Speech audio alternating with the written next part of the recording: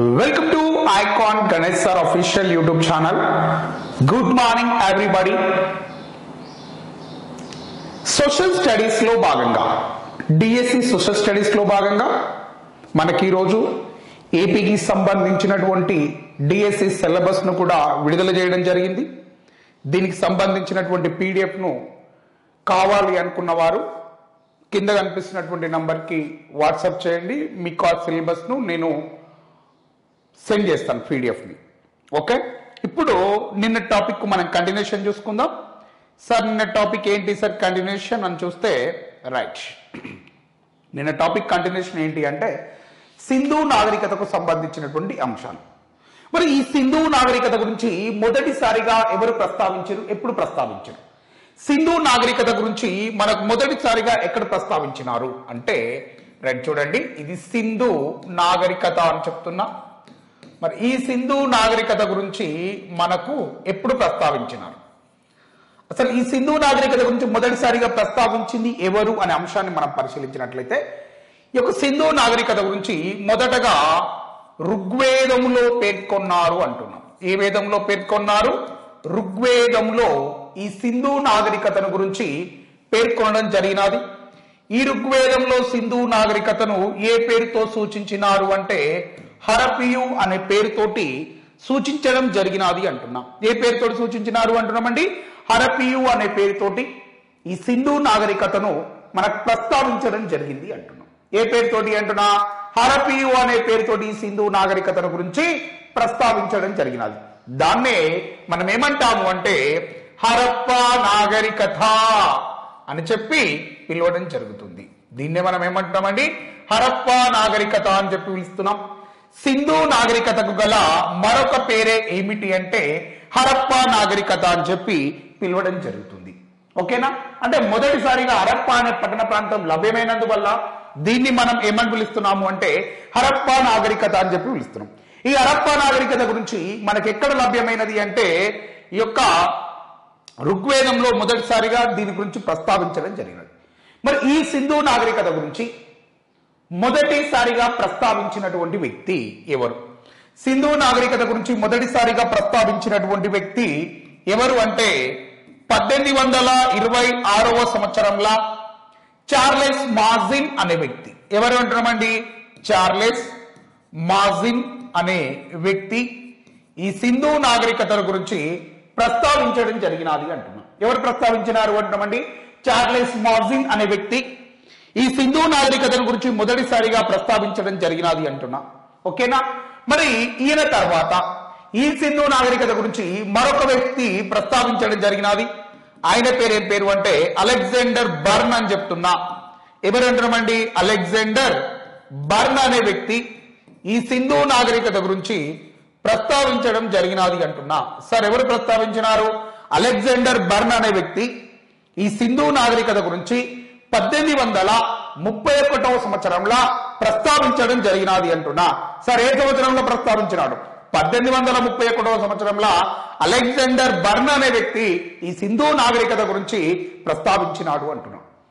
Next వీళ్ళ తర్వాత ఈ సింధు నాగరికత గురించి ప్రస్తావించినటువంటి మరొక వ్యక్తి ఎవరు అంటే ఈ యొక్క 1875వ సంవత్సరంలో మనకు అలెగ్జాండర్ కన్నింగ్ హోమ్ అనేవాడు. ఎవరు అంటున్నామండి? అలెగ్జాండర్ కన్నింగ్ హోమ్ అనే వ్యక్తి ఈ సింధు నాగరికత గురించి ప్రస్తావించడం జరిగింది అంటున్నా. సార్ ఎవరు ప్రస్తావించినారు అంటున్నా? అలెగ్జాండర్ కన్నింగ్ హోమ్ అనేవాడు ఈ సింధు నాగరికత గురించి ప్రస్తావించినాడు అంటున్నా. మరి ఇతడే ఎవరు అంటే ఏఎస్ఐ యొక్క ఆర్కియలాజికల్ సర్వే ఆఫ్ ఇండియా యొక్క మొదటి డైరెక్టర్ జనరల్ గా మనం పేర్కొంటా ఉన్నాం. ఏమంటున్నామండి? ఈ యొక్క ఏఎస్ఐ యొక్క మొదటి డైరెక్టర్ జనరల్ గా మనం ఎవరిని పేర్కొంటున్నామంటే ఈ యొక్క అలెగ్జాండర్ కన్నింగ్ హోమ్ గారిని పిలుస్తా ఉన్నాము అంటున్నాం. ఎవరిని పిలుస్తున్నామండి? అలెగ్జాండర్ కన్నింగ్ హోమ్ గారిని మొదటి డైరెక్టర్ జనరల్ అని చెప్పి నేను మాట్లాడుతున్నా. ఓకేనా? మరి ఈ అలెగ్జాండర్ కన్నింగ్ హోమ్ గారు మొదటి డైరెక్టర్ జనరల్ ఏఎస్ఐకి అంటున్నా. ఇతడే సింధు నాగరికత మీద పరిశోధనలు కొనసాగించినాడు, తవ్వకాలను చేపట్టినటువంటి మొదటి వ్యక్తి. సింధు నాగరికత మీద తవ్వకాలను చేపట్టినటువంటి మొదటి వ్యక్తి ఎవరు అంటే ఈ యొక్క అలెగ్జాండర్ కన్నింగ్ హోమ్ అని చెప్పి మాట్లాడుతున్నాం. ఓకేనా? మరి ఇతడినే ఏమంటాము అంటే ఈ అలెగ్జాండర్ కన్నింగ్ హోమ్ నే మన వాళ్ళు ఏమని పిలుస్తారు అంటే ఈయనను ఈ యొక్క భారతీయ పురావస్తు శాఖ పితామహుడు అని చెప్పి పిలుస్తారు. ఇతన్ని ఏమని పిలుస్తారు అంటున్నా? భారత పురావస్తు శాఖ పితామహుడు అని చెప్పి పిలుస్తున్నారు. ఎవరిని భారత పురావస్తు శాఖ పితామహుడు అంటున్నా? ఈ యొక్క అలెగ్జాండర్ కన్నింగ్ హోమ్ గారిని ఫాదర్ ఆఫ్ ఇండియన్ ఆర్కియాలజీ అని చెప్తున్నా. ఏమంటున్నాం sir? Father of Indian archaeology అని చెప్పి పిలుస్తున్నాం. ఎవరిని? ఈ యొక్క అలెగ్జాండర్ కన్నింగ్ హోమ్ గారిని. ఓకేనా? నెక్స్ట్ దీని తర్వాత మరి ఈ సింధు నాగరికత మీద తవ్వకాలు చేపట్టి కనుగొన్నటువంటి వ్యక్తి ఎవరు అంటే 1920-21 సంవత్సరాల మధ్య కాలంలో ఈ సింధు నాగరికతను కనుగొన్నటువంటి వ్యక్తి ఎవరు అంటే సర్ జాన్ మార్షల్. ఏమంటున్నామండి? సర్ జాన్ మార్షల్ అనేవాడు దీనిని కనుగొనడం జరిగినది అంటున్నా. దేన్ని కనుగొన్నాడు? ఈ సింధు నాగరికతను ఎవరు కనుగొన్నారు అంటే సర్ జాన్ మార్షల్ అనే వ్యక్తి కనుగొనడం జరిగినది అని చెప్తున్నాం. ఓకేనా? రైట్. మరి ఈ సింధు ప్రజల యొక్క ప్రత్యేకత ఏమిటి? దక్షిణాసియాలోని మొట్టమొదటి పట్టణ నాగరికత, ప్రపంచంలోనే మొదటిసారిగా అండర్ గ్రౌండ్ డ్రైనేజీ సిస్టమ్ ను కలిగినది వీరే. ఏమంటున్నామండి? ప్రపంచంలోనే మొదటిసారిగా అండర్ గ్రౌండ్ డ్రైనేజీ సిస్టమ్ ను కలిగింది ఎవరు అంటే ఈ యొక్క సింధు ప్రజలు. ప్రపంచానికి మొట్టమొదటిసారిగా పత్తి పంటను నేర్పించింది ఎవరు అంటే ఈ సింధు ప్రజలు అనే విషయాన్ని మీరు యాద పెట్టుకోవాలా. ఓకేనా? సో ఈ విధంగా మనం ఇక్కడ ఈ అంశాలని మనము చూస్తుంటాం. లేకపోతే నెక్స్ట్ ఇంకా ఏమంటున్నాము అంటే ఈ సింధు ప్రజల యొక్క ప్రధాన వృత్తి ఏమిటి? సింధు ప్రజల యొక్క ప్రధాన వృత్తిగా దేన్ని గుర్తిస్తున్నాం? వీరి యొక్క ప్రధాన వృత్తి ఏమిటి? సింధు ప్రజల యొక్క ప్రధాన వృత్తి ఏమిటి అంటే వ్యవసాయం అనేది వీరి యొక్క ప్రధాన వృత్తిగా మనం పేర్కొంటున్నాం. సింధు ప్రజల యొక్క ప్రధాన వృత్తిగా మనం దేన్ని పేర్కొంటున్నాము అంటే వ్యవసాయంను సింధు ప్రజల యొక్క ప్రధాన వృత్తి అని చెప్పి నేను పిలుస్తున్నా. ఓకేనా?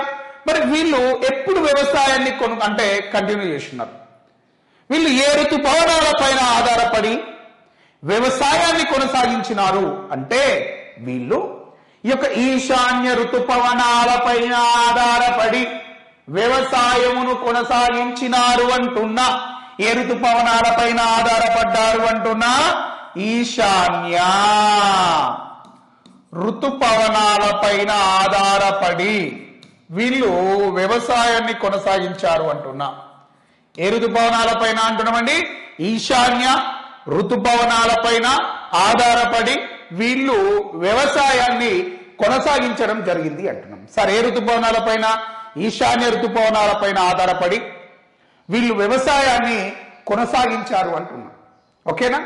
మరి ఈ యొక్క ఈశాన్య ఋతుపవనము అంటున్నాం కదా, ఏ పంట కాలము అంటున్నామండి? ఇల్లు రబీ సీజన్ లో పంటలు పండించినారు అంటున్నా. ఏ సీజన్ లో అంటున్నామండి? రబీ సీజన్. అంటే సుమారుగా అప్పట్లో అక్టోబర్ నుంచి ఏప్రిల్ మధ్య కాలంలో వీళ్ళు పంటలు పండించేవారు అంటున్నారు. ఓకేనా? ఇప్పుడున్న అంటే సీజన్ కి అప్పుడున్న సీజన్ కి చాలా తేడా ఉండే. అంటే మన అంచనా ప్రకారం అక్టోబర్ నుంచి ఏప్రిల్ మధ్య కాలంలో వీళ్ళు రబీ పంటలు పండించడం జరిగింది అని చెప్తున్నాం. సో ఈ విధంగా వాళ్ళు ఈశాన్య ఋతుపవనాల పైన ఆధారపడి వ్యవసాయాన్ని కొనసాగించారు అని చెప్తున్నాం. మరి వీరికి వ్యవసాయానికి సంబంధించిన అవశేషాలు మనకు మొదటిసారిగా ఎప్పుడు లభ్యమైనవి? సింధు నాగరికతకు సంబంధించిన వ్యవసాయానికి సంబంధించిన అవశేషాలు ఎక్కడ దొరికినాయి? మరి సింధు ప్రజల కాలం నాటి వ్యవసాయానికి సంబంధించినటువంటి అవశేషాలు ఎక్కడ దొరికినాయట అంటే మెహర్గఢ్, ఏమంటున్నా మెహర్గఢ్ మరియు కొల్దీవాం అనే ప్రాంతాలలో. ఎక్కడ అంటున్నామండి?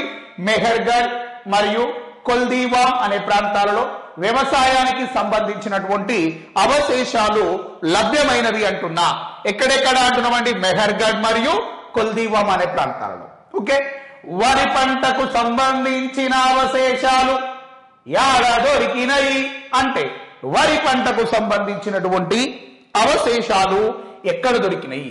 సింధు ప్రజల కాలంలో వరికి సంబంధించినటువంటి అవశేషాలు యాడ దొరికినాయి? ఎవరైనా చెప్పగలుగుతారా? వరి పంటకు సంబంధించినటువంటి అవశేషాలు యాడ దొరికినాయి అంటే లోతాల్ పట్టణ ప్రాంతంలో లభ్యమైనవి అంటున్నా. ఇంకేడ దొరికినాయి అంటున్నా? రంగాపూర్ పట్టణ ప్రాంతంలో లభ్యమైనవి అంటున్నా. సరే, ఎక్కడెక్కడ దొరికినవి? లోతాల్ మరియు రంగాపూర్ అనే పట్టణ ప్రాంతాలలో వారి పంటకు సంబంధించినటువంటి అవశేషాలు మనకు లభ్యమైనవి అంటున్నా. ఏ పంటకు సంబంధించినటువంటి అవశేషాలు లభ్యమైనవి అంటున్నా? వరి పంటకు సంబంధించినటువంటి అవశేషాలు మనకు లభ్యమైనవి అని చెప్పి మనం మాట్లాడుతూ ఉన్నాం. ఓకేనా? రైట్. మరి ఇందులో ఈ లోతాల్ ఏడుంది, రంగాపూర్ ఏడుంది అని మీకు ఒక డౌట్. ఈ లోతాల్ మరియు రంగాపూర్ మనకి ఎక్కడ కనిపిస్తాయంటే ఇవి రెండు మన గుజరాత్ ప్రాంతంలో కనిపించడం జరుగుతుంది. యాడ కనబడుతున్నవి? రెండు గుజరాత్ కేంద్రంగా ఈ రెండు ప్రాంతాలు మనకు కనిపించడం జరుగుతుంది అంటున్నా. ఎక్కడ కనిపిస్తున్నాయి అంటున్నామండి? గుజరాత్ కేంద్రంగా ఈ రెండు ప్రాంతాలు మనకు కనిపించడం జరుగుతుంది అంటున్నాం. ఓకేనా? అంటే గుజరాత్ రాష్ట్రంలోనే లోతాల్ ఉంటుంది, రంగాపూర్ ఉంటుంది. ఓకేనా? లోతాల్ యొక్క ప్రత్యేకత ఏమిటి అంటే ఇక్కడ నౌకా నిర్మాణ పరిశ్రమలు కలవు. ఏమంటున్నామండి? నౌకా నిర్మాణ పరిశ్రమ ఎక్కడ ఉన్నది అంటే లోతాల్ కేంద్రంగా ఉంది. ఈ లోతాల్ పట్టణ ప్రాంతంలోనే మనకేం కనిపిస్తుంది అంటే దీన్నే మనం ఏమంటున్నాము అంటే విదేశీ వర్తక కేంద్రము అంటున్నాం. ఏమంటామండి?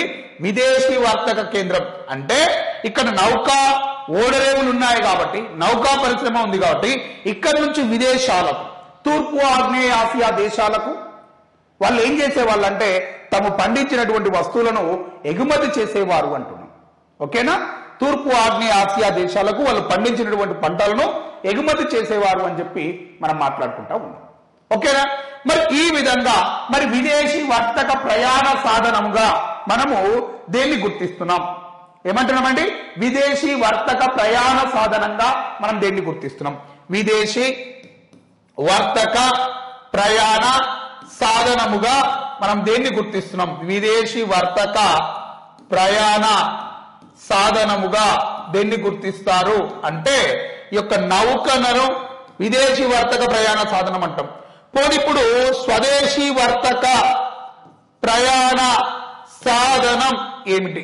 స్వదేశీ వర్తక ప్రయాణ సాధనంగా దేన్ని గుర్తిస్తారు? ఎక్క అనే ఎడ్ల బండి. ఏమంటున్నామండి? ఎక్క అనే ఎడ్ల బండిని స్వదేశీ వర్తక ప్రయాణ సాధనం అని చెప్పి పిలుస్తున్నాం. దేన్ని అంటున్నామండి? ఈ యొక్క ఎక్క అనే ఎడ్ల బండిని స్వదేశీ వర్తక ప్రయాణ సాధనము అని చెప్పి పిలుస్తున్నాం. దేని పిలుస్తున్నామండి? ఈ యొక్క ఎక్క అనే ఎడ్ల బండిని స్వదేశీ వర్తక ప్రయాణ సాధనంగా గుర్తిస్తున్నాం. మరి ఈ సింధు ప్రజలు పండించినటువంటి పంటలు ఏమిటి అని అడుగుతున్నాం.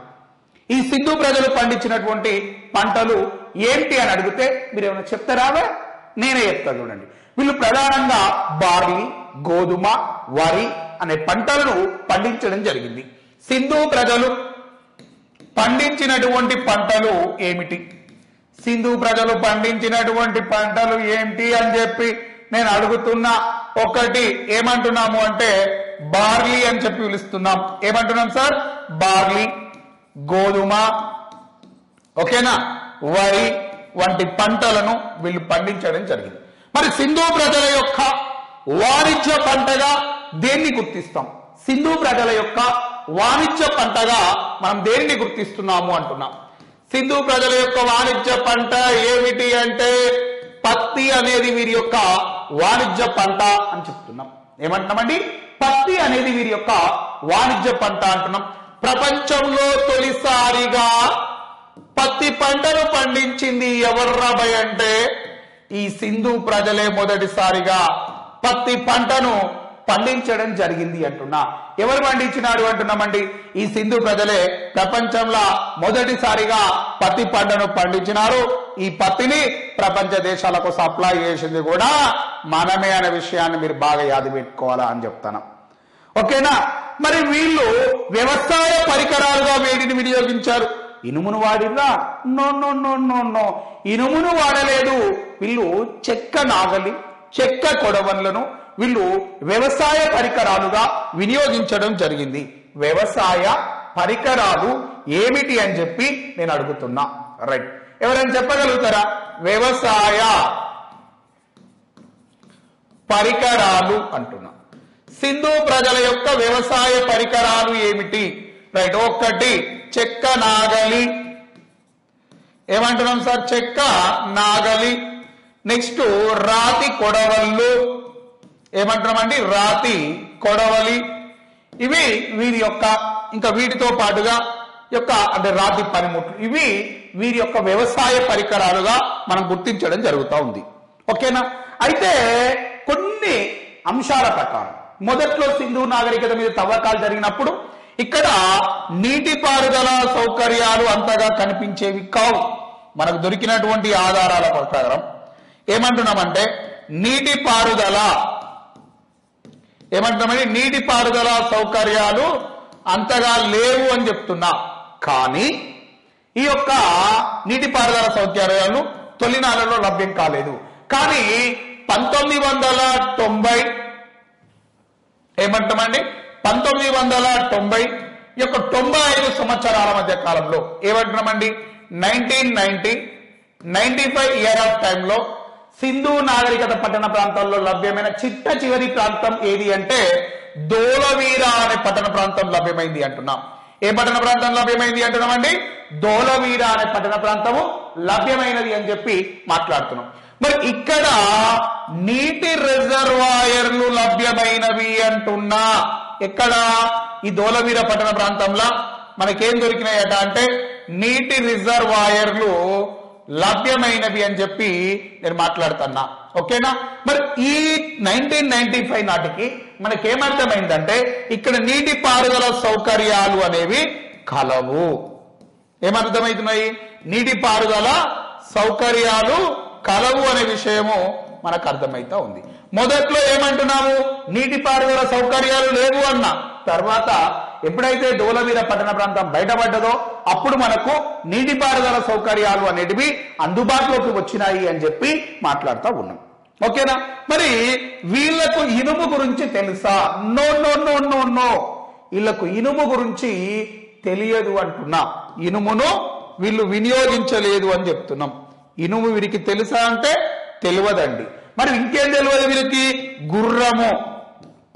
గుర్రము తెలుసా? తెలియదు. వీళ్ళకు తెలియని పంట ఏమిటి? చెరుకు.